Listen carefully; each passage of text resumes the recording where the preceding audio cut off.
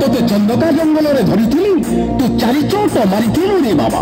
ଏ ଅମ୍ମା ଇଏ କେନ ଫୋନ କଥା କହିଛନ୍ତି ରେ ମୁଁ ବେହୋସ ହୋଇ ପଡ଼ିଥିଲି ରେ ବାବା। ମୋ ଘରଣୀ ରଙ୍ଗେଇ ମତେ ଗଦ ଦେଇ ବଞ୍ଚେଇଥିଲା ରେ ବାବା। କାହାରିରେ ମନ ମାହାଳିରେ ତପୟରେ ନ ଲାଗେ ଧୂଳିରେ ମଣିଷଙ୍କ ମଳିନା କହୁଛୁ ଶୁଣରେ ସାପ।